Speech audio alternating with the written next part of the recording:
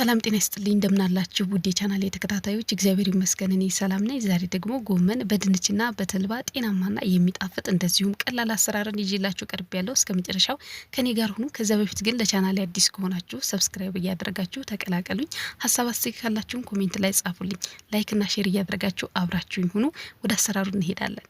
እዚህ ጋር የሚያስፈልገኝን ግብአት አዘጋጅቻለሁ። ጎመን ነው። ጎመኑን በንጹህ ውሃ በደንብ አድርጌ አጥቤ ካዘጋጀሁት በኋላ መጠቀም የፈለኩት ቅጠሉን ብቻ ስለሆነ ቅጠሉን እንደዚህ ቀንጥሼ አዘጋጀዋለሁ። በጣም ቀላል ነው።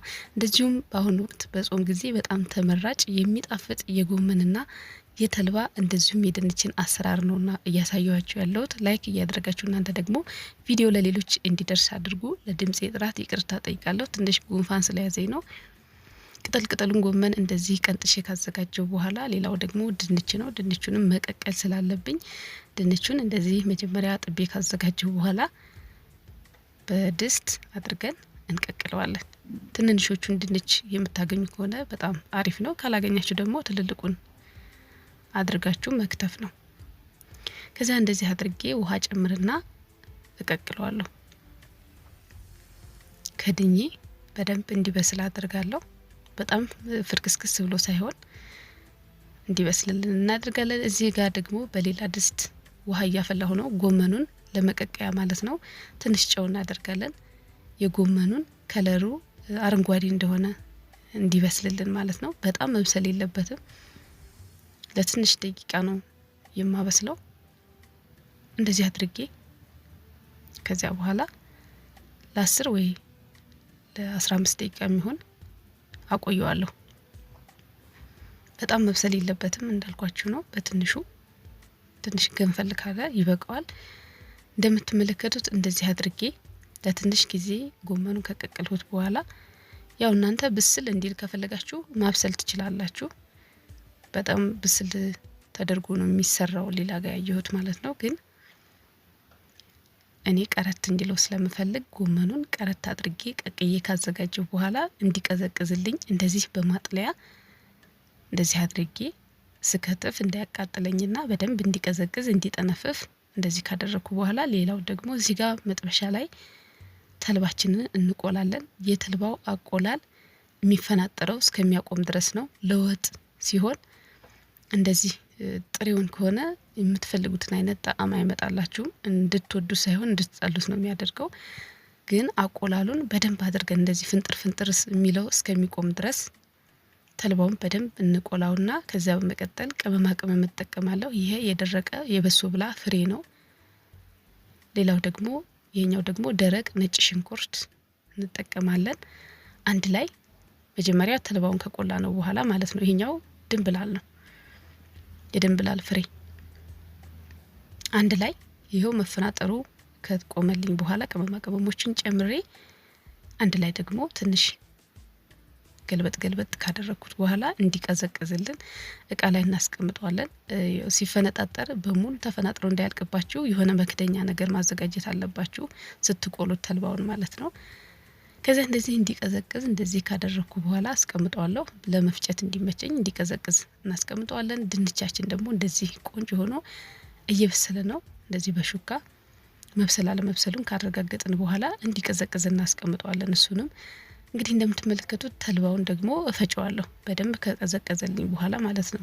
ለተልባው የተጠቀምኳቸው ቅመማ ቅመሞች በሶ ብላ የደረቀ ነጭ ሽንኩርትና ድንብላል ነው። ትንሽ ዝንጅብል መጨመር ትችላላችሁ። ጨው አድርጌያለሁ እንደ ፍላጎታችሁ ማለት ነው። ከዚህ አንድ ላይ በደንብ አድርገን እንፈጨዋለን። እንደዚህ አዘጋጅታችሁ ወጥ ብሰሩት በጣም ነው የሚጣፍጠው። ተልባው ልክ በአሳ ዘይት የተሰራ ቆንጆ ወጥ ነውና በጣም ነው የሚጣፍጠው።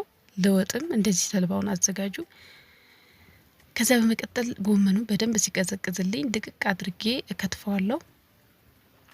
የዚህን የተልባ አዘገጃጀት ሙሉን ማየት ከፈለጋችሁ ከነመጠኑ ማለት ነው ከዚህ በፊት የሰራሁላችሁ ቪዲዮ አለ። ፕሮፋይሌን ተጭናችሁ ወደታች ወረድ በማለት የተልባ ለወጥ መስሪያ የተዘጋጀ የተልባ አዘገጃጀትን ማየትና ማዘጋጀት መጠቀም ትችላላችሁ። ጎመኑ እንደዚህ ድቅቅ አድርጌ ከትፌ ካዘጋጀው በኋላ ድንቹንም እንደዚህ ልጬ አዘጋጀዋለሁ።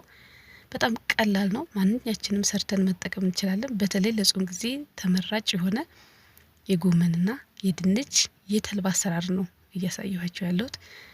ድንቹን እንደዚህ ልጬ ጨርሻለሁ። በነገራችን ላይ ድንቹን በተልባው ብቻ መብላት መመገብ ትችላላችሁ። ጎመኑንም በተልባ ብቻ መስራት ትችላላችሁ።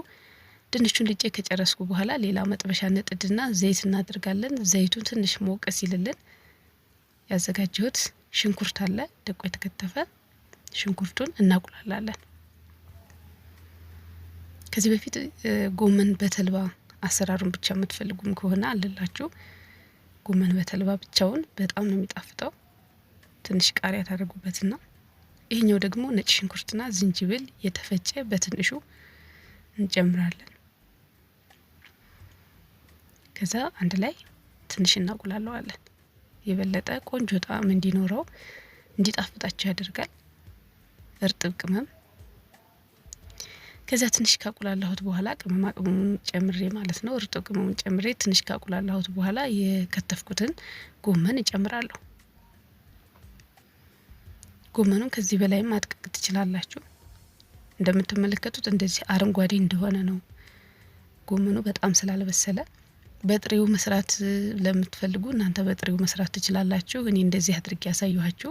አንዳንድ ጊዜ ኮሜንት ላይ ያለው እንደዚሁ በጥሬው ብሰሪው የምትሉ አላችሁና እናንተ ግን እንደ ፍላጎታችሁ፣ እኔ እንደዚህ ሰርቼ ስላሳየኋችሁ እናንተ ደግሞ በጥሬው መሞከር ትችላላችሁ። እኔ ግን ብዙ ስለማይመችኝ በጥሬው እንደዚህ ገንፈል አድርጌ አሳየኋችሁ። ከዚያ በደንብ አድርገን ከሽንኩርቱ ጋር ጎመኑን እንቀላቅለዋለን። ከዚያ ያዘጋጀነውን ተልባ ከላይ እንነሰንሳለን። እንዳታሳነሱት፣ ትንሽ በዛ አድርገን እንጨምረዋለን።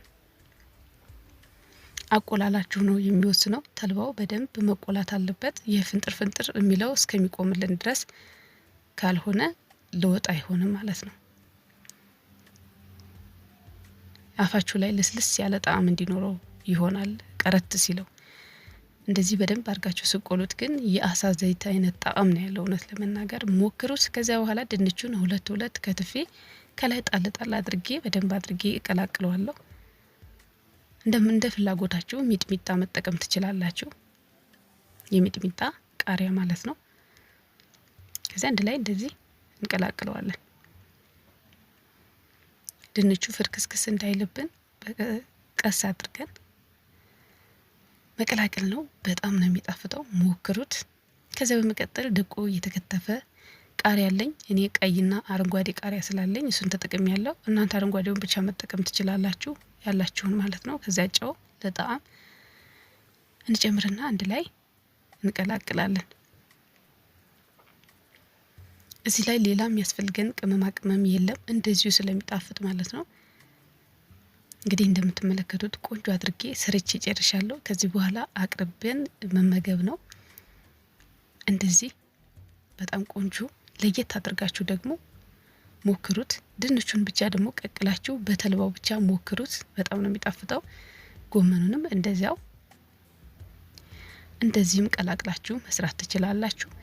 እንግዲህ ለዛሬ ይዤላችሁ የቀረቡት የጎመንና የድንች የሚጣፍጥና ለጾም ጊዜ ሁነኛ አማራጭ አሰራር ነበር። ስለተከታተላችሁን ከልብ አድርጌ አመሰግናለሁ። መልካም ጊዜ ይሁንላችሁ። ቻው